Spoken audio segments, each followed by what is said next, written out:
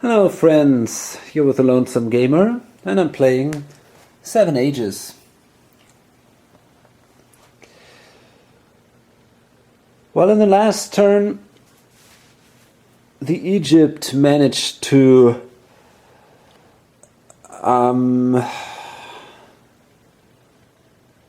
make the Huns decide that it's not the best idea to attack them. They have built that amazingly big army here. So the Huns decided to go for the Jew instead. In addition, the Irish and the Celts, they spread out. So did the Chavin over here, and the Free State disappeared. He was just not successful in any way, so it was discarded. Okay, first player now is the gray player, and we see a start empire action here. He has only one empire right now in play, so he plays the Plains Americans, and they cannot build cities, nor cavalry, nor ships. Their cavalry cost 3, which doesn't help them right now at all. 1 income per desert during production. Count desert and harvest glory. They want to be big in America, and 1 per land liberated from a more advanced empire of another player. Well, right now the only empire in range would be down here, these Chavin, and I have my doubts that they managed to move down here.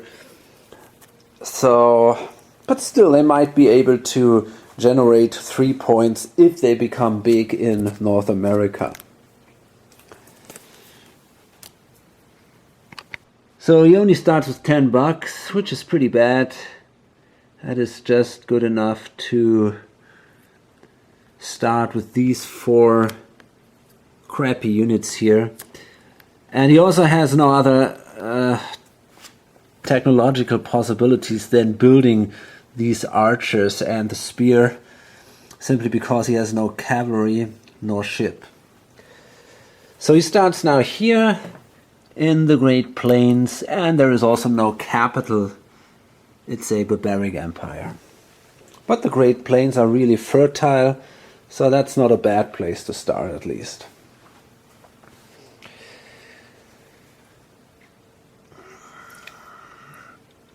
And then another empire should have been started by the red player, but the problem is now he wanted to start here, the Teotihuacan, but they start in Mexico, and that is now right next to these Indians.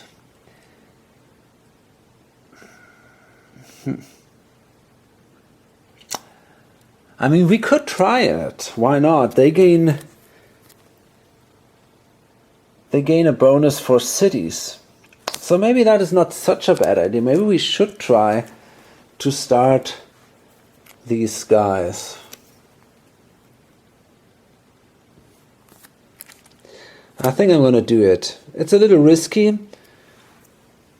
We will probably see some conflicts there, but hey, let's do it anyway. Okay, actually, they decided not to play the Teotihuacan because it is really not that promising. I mean, they will gain a point for their homeland. They probably won't get a point for the Americas, simply because they're kind of in between the Plains Indians and then these, damn, I cannot remember that name, the Chavin. So, and there is not too much space to grow here. So I have a feeling that they will not become biggest in America. They could also generate points by having the most cities. or the most valuable cities. But here, you know, I mean, there are competitors like the Chu, or the Romans, or Egypt, and damn, I simply don't believe that they will generate more points than their homeland. So I think that doesn't make too much sense. On the other hand, this player also has the Parthians on his hand, and they can be played in H2.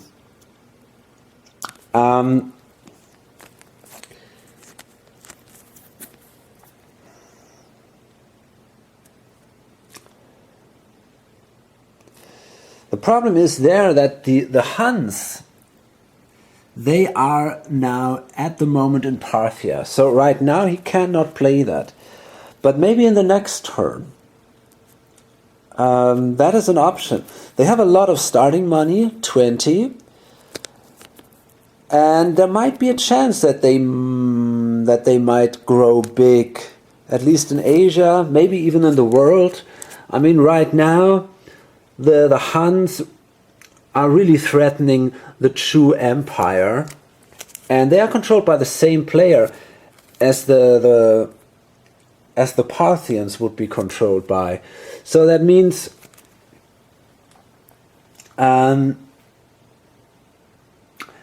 if the Chu Empire is not exactly destroyed, but a little bit smaller, maybe then there is a chance for the Parthians to generate a few points, although it's not easy. But I think it's better than these Teotihuacan guys. So that's not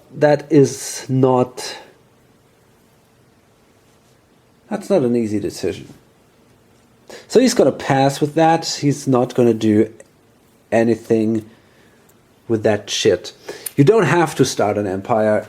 You can always pass. If you see, the situation changed a little bit, I don't want to do that right now, then you can simply, you do not flip the shit, but instead you pass, and it's fine. Okay, so that was the start empire phase, and then we see the production phase, and let's see, the Chu will produce. And they are kind of desperate. They really have to produce because, as we have seen, these two cities up here, they are within reach of the Huns. Because the Huns have that strategist, Attila. So it would be 1, 2, 3. That would be their first movement action. And then they get an additional movement action, and that could be 1, 2, 3. Which would be their capital, but they could also travel through Mongolia and then attack that city here. So that's a pretty bad situation for the Chu. They pretty sure cannot protect both cities here.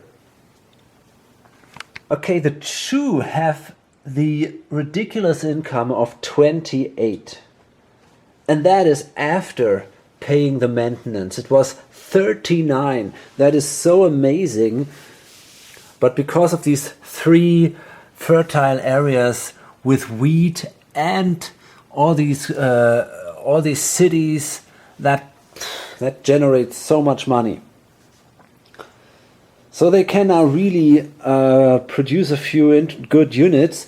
Problem is, they are technological not really advanced, so they might not even have enough chits to build a powerful army, especially because many of their units are already spread throughout the country or scattered throughout China.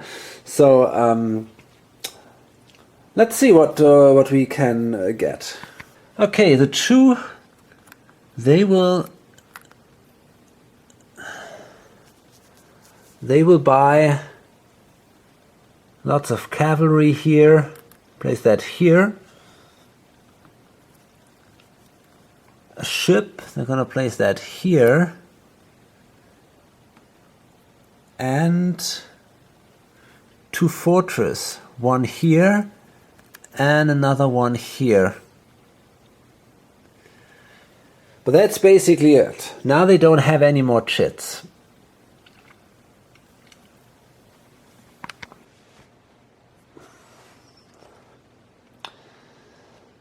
So that was the production action of the chew. And are there more productions somewhere?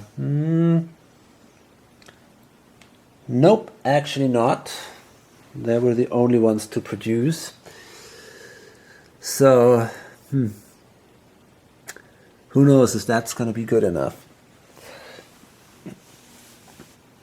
And then we got trade in progress.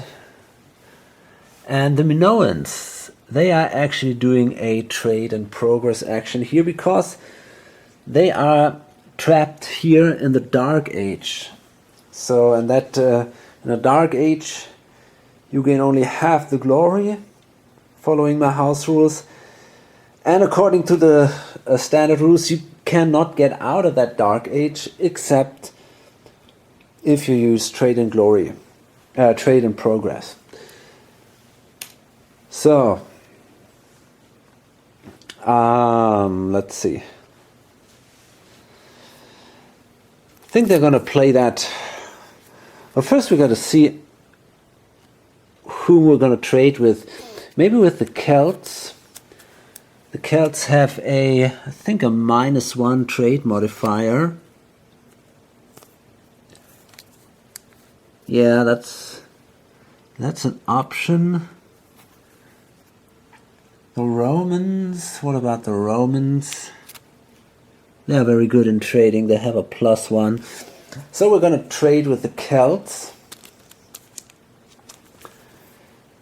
And we're going to play that card, the Spanish, the 6, number 6.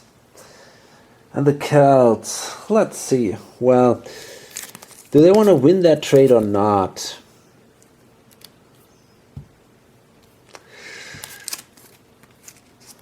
Well, what about that one? The Koreans. But that's a peace treaty. That's also a pretty cool card. On the other hand, they might not need that right now.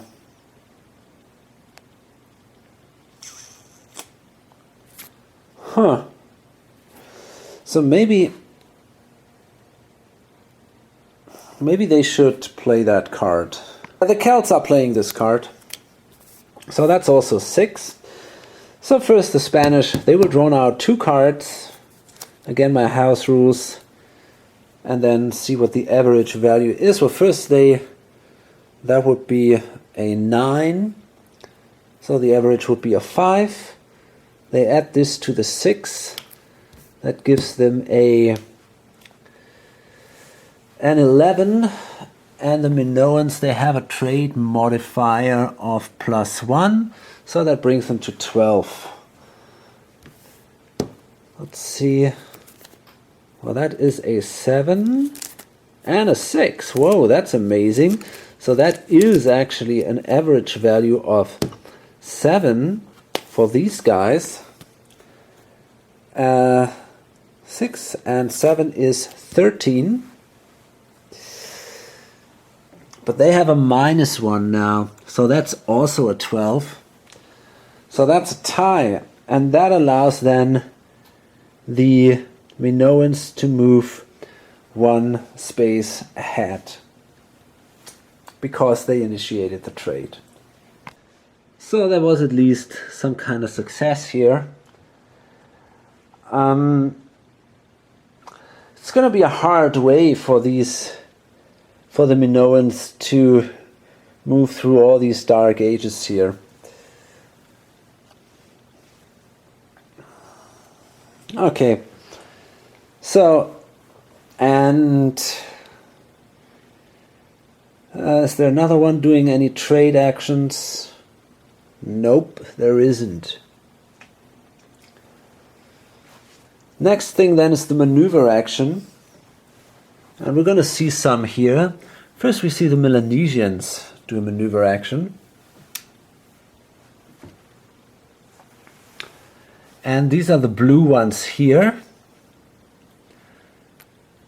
So they want to go to Australia. So they move here to the Coral Sea and then to the Blue Mountains in Australia. So we have now finally the first settlers on the 5th continent here.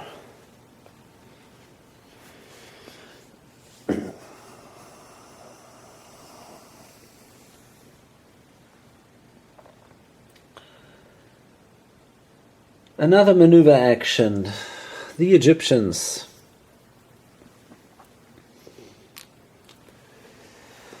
Well, let's see, they have a lot of options now. Okay, so first of all, they move with these two guys here to Ethiopia. Then, oh my goodness, they have a galley here. They're going to move with the galley into the Red Sea.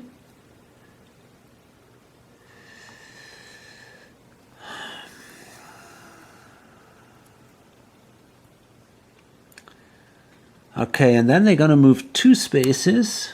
Oh, wait a second.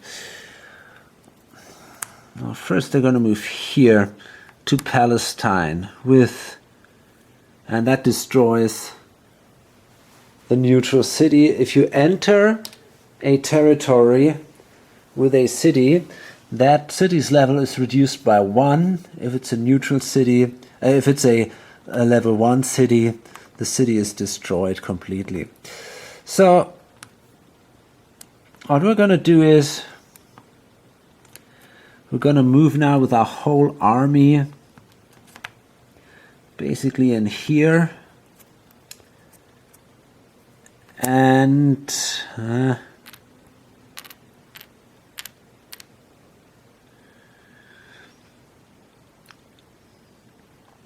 okay, let me see. What a mess. Okay, let's move with this guy here to Syria. And then let's move with these guys to Assyria. And I want to keep that army together right now because just in case the Huns might think, hey, let's move back now that the Egyptians army is not that strong anymore. Well, it still is, and there is still the elephant here. So we won't spread out completely. We're going to wait a little longer, but it's looking very good for the Egyptians here. Yeah, their empire has grown quite a bit. Okay, the Polynesians, they played a wild card to also do a maneuver action. That will cost the yellow player a glory point. But we don't want to fall behind too much with the Polynesians. So they're going to move here to the Carolines and to the South China Sea.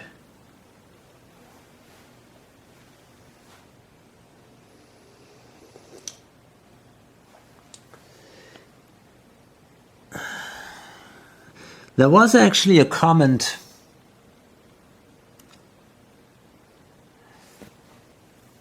there were 2 comments to that question, what kind of territory these islands are. We have here an example, the Azores, and you can see it's really hard to figure out if they are fertile, like that, or if they are desert, like that. And I find it nearly impossible to figure that out. Here it looks maybe they might be actually desert. If you take a really close look, and there are two comments, and one person said, looks like they're fertile, the other said, looks like they're desert. Here, I think now I would go with the desert option. I find it a little bit, well, let's see. If you, for example, take the Comores, they seem to be pretty clearly fertile. You can see here these little dots, very, very small color differences in these islands. So I think that what makes them fertile. While if they are all of the same color, exactly the same color like here, I would say they're more desert. It sounds weird, but I think that might be the case actually. But that would then mean that basically all the islands in the Pacific would be desert, which kind of sucks. On the other, damn, I don't know. Damn, I simply don't know that. Maybe I should simply come up with a house rule. I mean,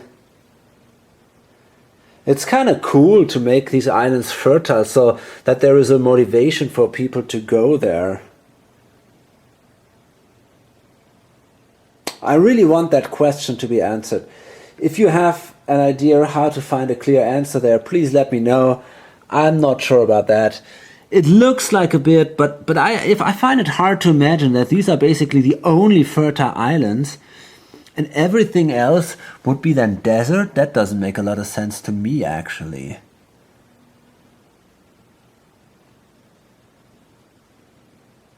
I mean, it simply isn't true, is it? The Azores, they might be desert in real. I'm not sure about that. That is possible. But I think that not all of the islands in the Pacific are desert islands. I think that is not true. So I think for now, I'm still gonna treat the islands as fertile, except for these islands here, which are clearly jungle.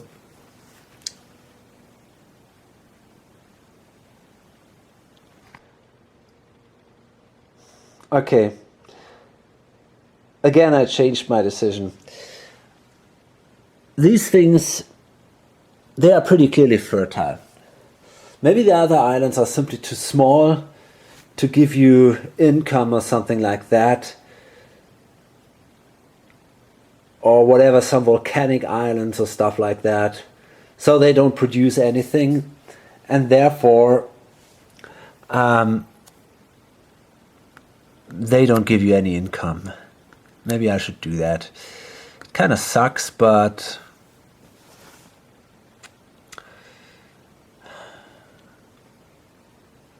on the other hand, they allow you to get all these sea spaces, which is pretty awesome.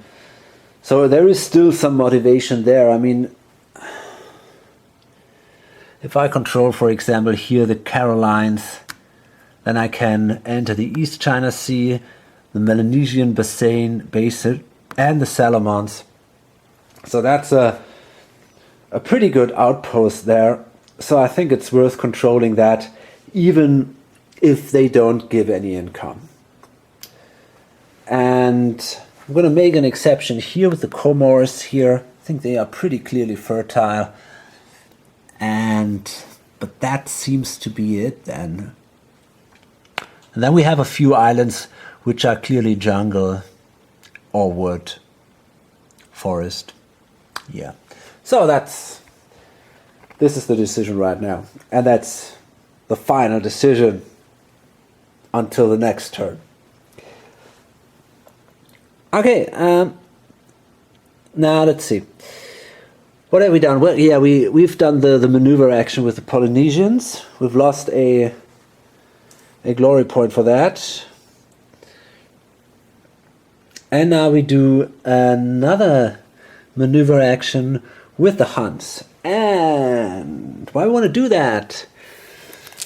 The pink player plays a card. It says overslapped. And it says play when a player turns over an action marker to convert it into a pass action.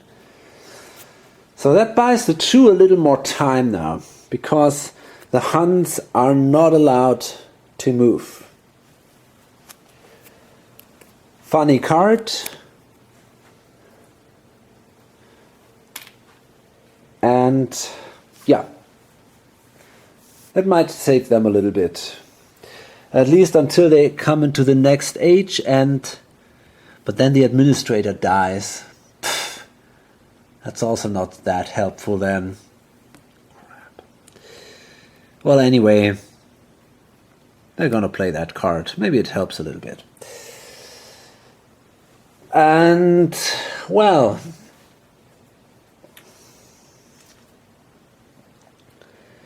then we see a maneuver action by the Satavahana.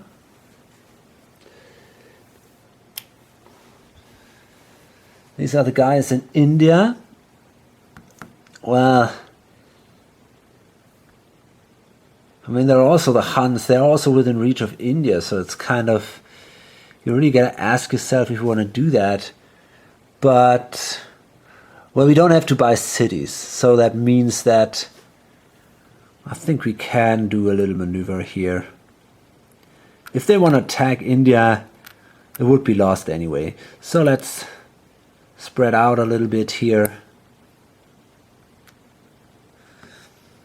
And, well, let's see. What about the movement in forest? Yeah, it's 1. So they can actually move to...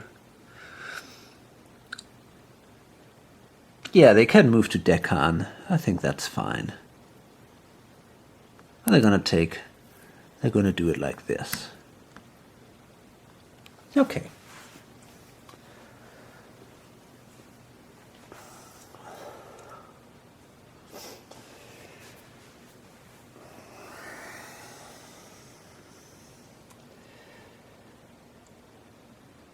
And that's the end of the maneuver phase then. So during the destiny phase, the Siamese, they will do a destiny's action, so the yellow player can draw 3 new cards.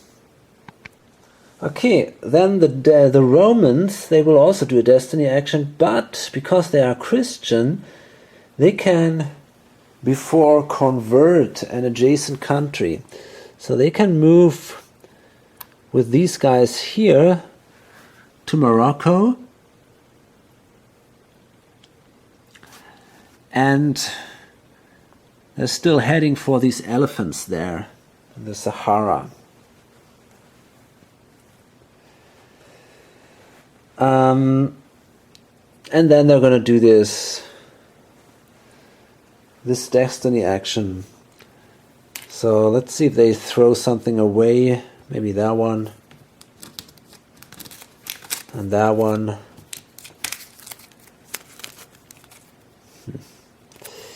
Yeah, and possibly also this one.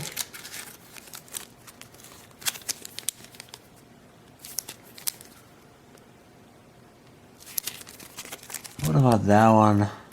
The Sudanese. Well, they don't... I think that's not a good idea, starting an empire next to Egypt. Yeah, forget it.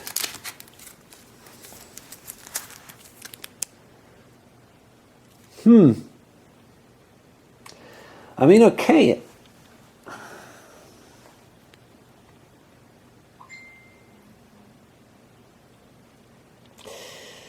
It's an option. I mean, you could think about playing the Sudanese.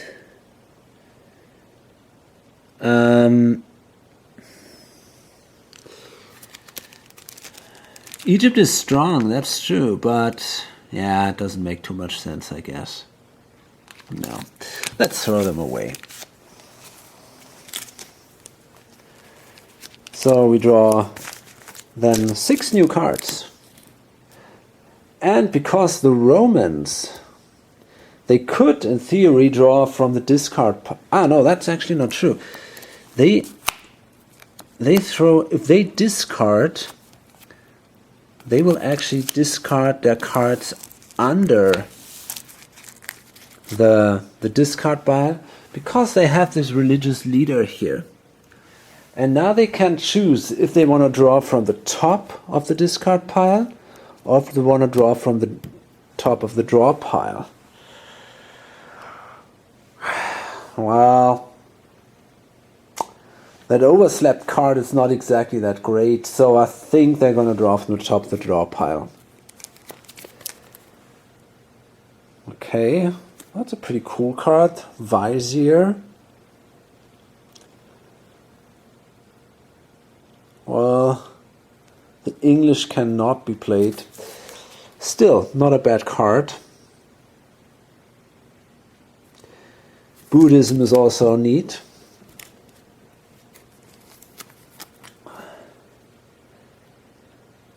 The Ming, no. But maybe the Great Library can be played by the Romans.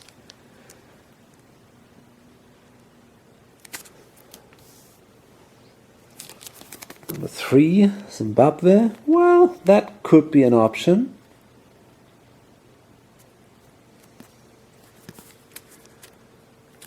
They might start these guys.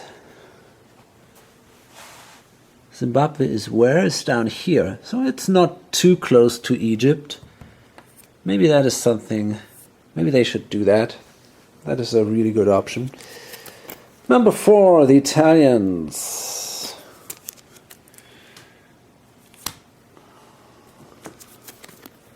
United States. Well, they can definitely not be played at this time of the game. And the Mongols, well, they can be actually played.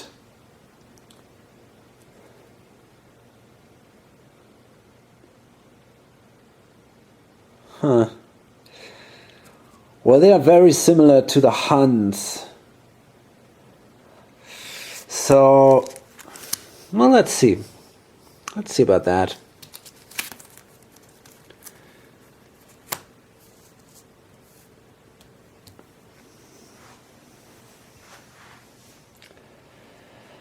Okay, that's the end of the Destiny phase. Then we come to the Civilized phase, and we're going to see some Civilized actions. We start here with the Chavin.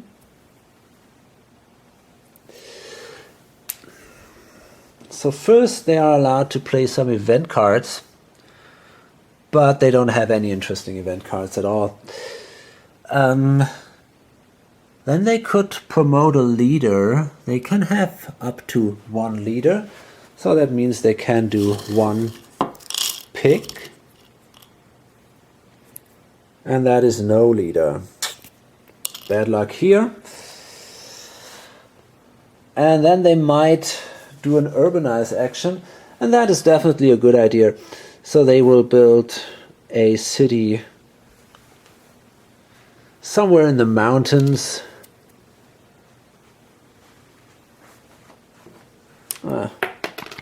Okay, let's place that city here, up there, and that's it then.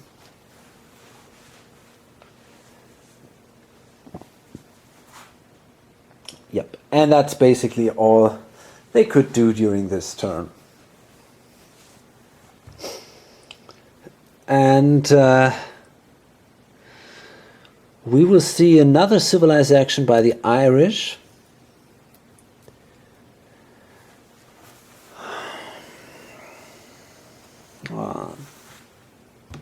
So the Irish will not play any cards. They could promote a leader. So they are now in H2. They can control up to 2 leaders, so they would have 2 picks here. That is an explorer. Well, I think that's not such a great idea here. Let's try to get another one.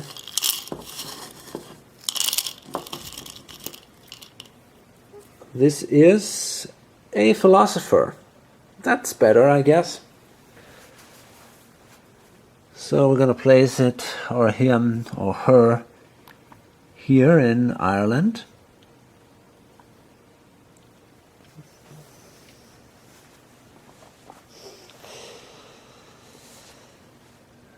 And now we can adopt religion or government. And that is exactly what I want to do.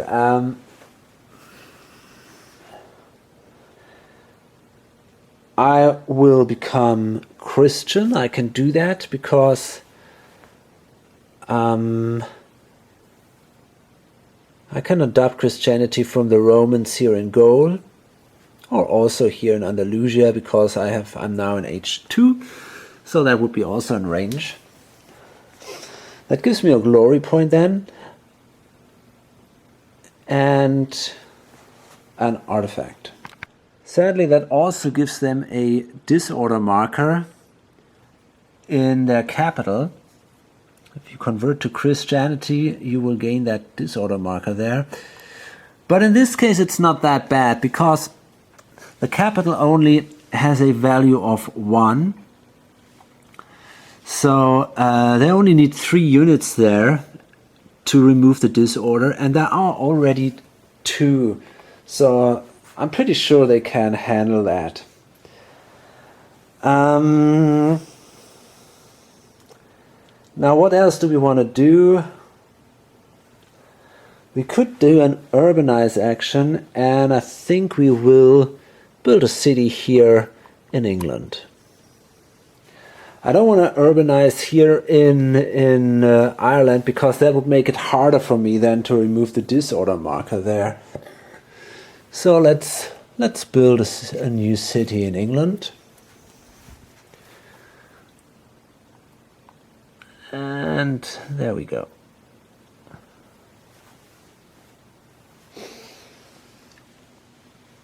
And that's basically it then.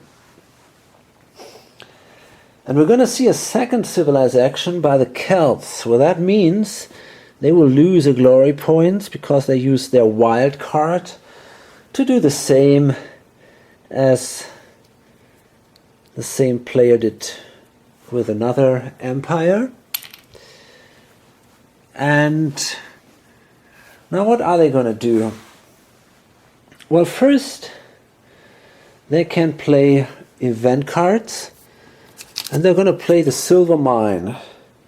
Play any time to gain 10 money. If played during the target empire civilize action, it gains twice this amount. So that's definitely pretty amazing. Now I wonder if there is a card that might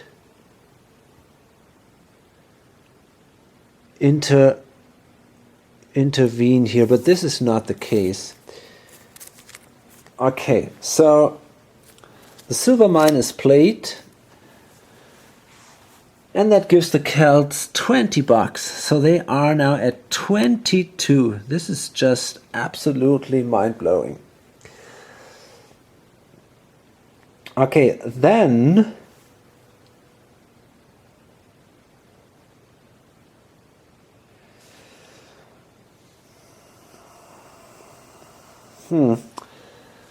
well,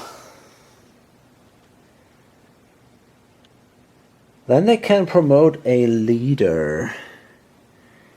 And they are now in age 2, so they could now promote Boudica. Okay, so there she is. And she's a tactician. So we're going to place her here. She might lead the attack on Caesar's army from Austria.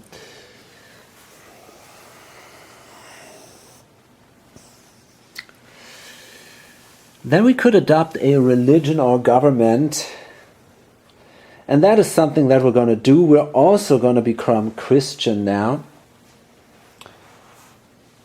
So that gives us a glory point. So that is now really kind of crazy. I mean, whole Europe and the Near East, they are all now Christian. That's really impressive. They cannot place a marker, a disorder marker in their capital because they don't have a capital, which is definitely an advantage for these guys.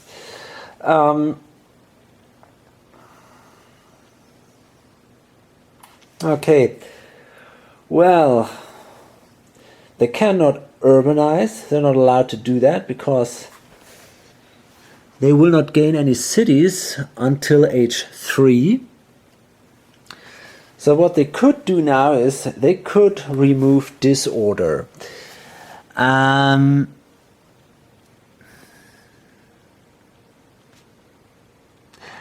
I'm not sure if I should do this.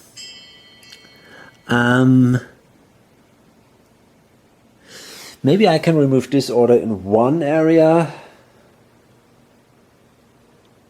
I mean, it's pretty expensive. You're going to pay $7 to do that. I think I'm going to do it. I think I'm going to remove the disorder here in Greece. So if the Romans should attack Illyria, they don't have such a, they gain only this disordered region. And they cannot reach Greece that easy. Maybe with a ship, but that's also not going to be that simple because right now they don't have any ships available for that. So I think for now I'm going to pay $7. Keep $15 for some upcoming production, and the disorder is removed from Greece. I guess that's fine.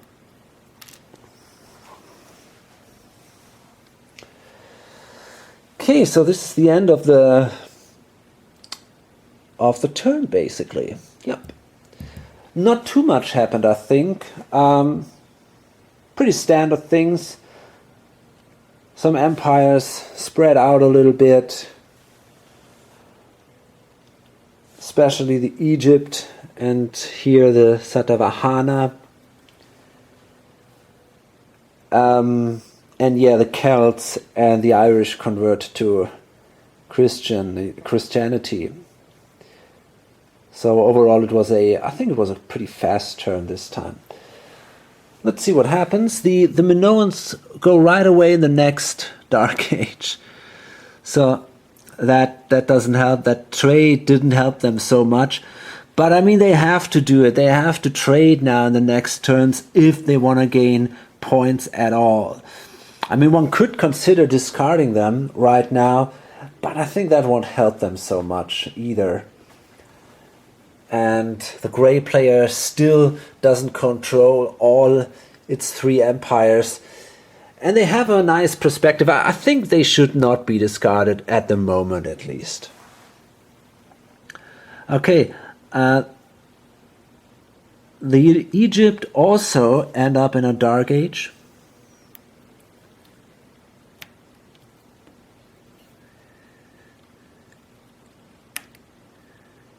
And the game is now, by the way, in age 3.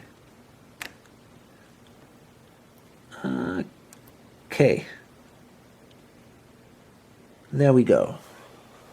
So let's check the victory points. The Minoans, they gain a point for controlling their home area. A point for the... let's see, they control 2 sea spaces. So that means they still control the most sea spaces together with the Polynesians and the Irish. But the Irish, they have a philosopher. So that would be an advantage here for the Irish. So that means they only control the second most sea spaces, which gives them then 1 point. So they are at 2 points. What about the fleet size? Well, they got 3 ships. and the Polynesians have also 3, but the turn order and also the Chu, by the way, have also 3, but the turn order says that the Minoans are number 1 here. So overall that would give them 4 points, but because they're in a dark age, it gives them only 2 points. Still, that is not so bad. The Plains Americans, well, they control their homeland and they're number 2 in America. So that gives them also 2 points.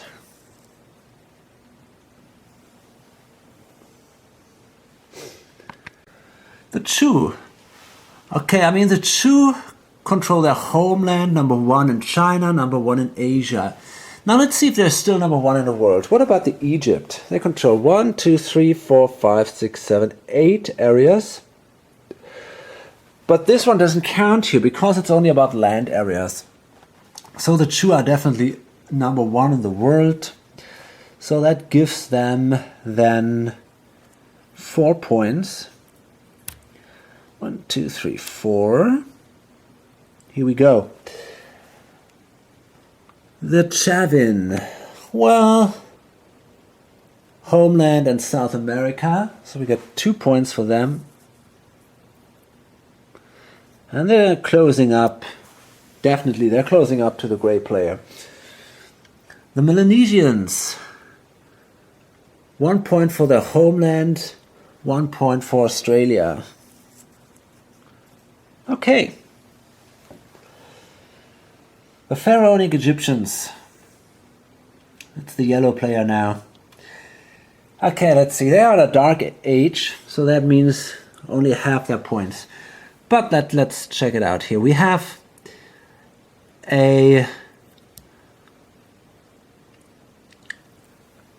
so first we got that homeland, 1.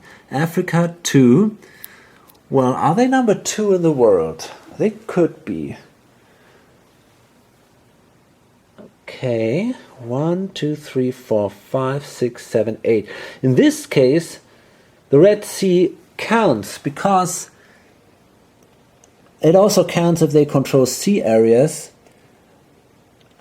because this is blue and green, while here the world is only green, so there only the land areas count. Okay, so again that was 3, 6, 8. Okay, let's see the Romans. 1, 2, 3, 4, 5, 6, 7. 1, 2, 3, 4, 5, 6. 1, 2, 3, 4, 5, 6, 7 for the Celts. 2, 3, 4, 5, yeah. So I guess, yeah, that's, the Egypt are number 2 in the world. So that gives them an additional point. And now what about the artifacts? Well, they have 3 artifacts. The Romans also control 3 artifacts.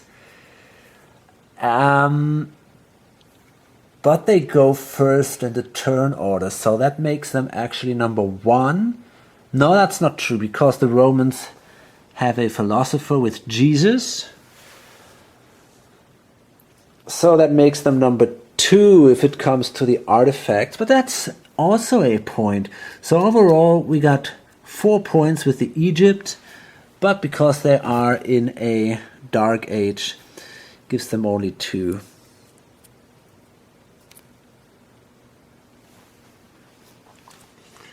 The Polynesians then, well, okay, let's see, they want to be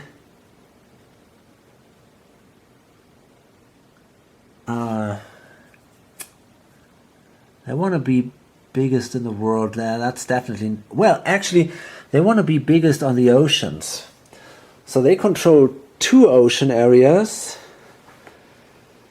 So do the Minoans and the Irish, but the Irish again have the philosopher, so that means they are 3rd, which gives them at least 1 point. But they have They have 3 ships.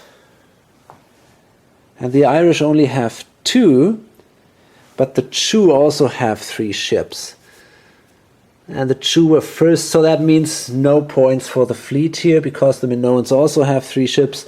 Okay, so that means only 1 point for the Polynesians here. Kind of sad. The Siamese, well, let's see. We got 1 point for the home country. Number 1 in Southeast Asia. And that is 1 point for the second most money. So 3 points. Not that bad. They're falling a little behind compared to the pink player. Okay, the Romans. Homeland. What about Europe?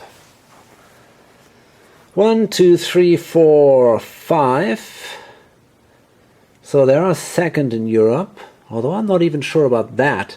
1, 2, 3, 4 for the Irish. Yeah, so that means they are second in Europe, which gives them 2 points. Homeland is a 3rd point then. They are number 1 if it comes to the artifacts, which gives them 2 more points. So they are at 5 points here. That's really not bad. So 1, 2, 3, 4, 5. Okay. And the Huns, yeah, they suck. They are not successful. They were not successful in this turn because of this overslept card. That was really unlucky. Let's see what the next turn brings for them. The green player, the Celts. Okay, they are now doing well. They are number 1 in Europe. So that gives them 3 points. 1, 2, 3. The Irish, yeah, they also became now much stronger. They, not that much actually. Maybe I made a mistake here. Maybe I shouldn't have adopted. That was stupid. That was a very bad idea. I shouldn't have adopted Christianity with the Celts, because in that way that was so stupid. I'm taking away points from the Irish in this way. Ugh, what a stupid idea. Well, now it's too late. That sucked. That really sucked, and should never have done that. Boy, that was stupid. That was such a bad mistake. Fuck. Only because I wanted to avoid that Thracia becomes into a religious disorder because of the Minoans. But hey, whatever. I mean, in this way, I'm stealing the Irish these points. That is bad. But okay. Let's see. Irish gain 2 points, and then I think they are not even the 3rd strongest faction, the 3rd strongest Christian faction in the world. 1, 2, 3, 4. No way. I mean, everybody's Christian now. So hey, only 2 points for the Irish. That's a disappointment here. And what about the Satavahana? Well, 2 points for them. So they are now equal with the red player. Overall, it all came a bit closer here now, which is good, I think. Okay, so that's the end of that turn. Wasn't that interesting this time, just a normal turn, I guess. Well, let's see what happens in the next video. Hope to see you then, maybe on lonesome.gamer.com. Maybe on lonesomegamer.com. Until then, bye.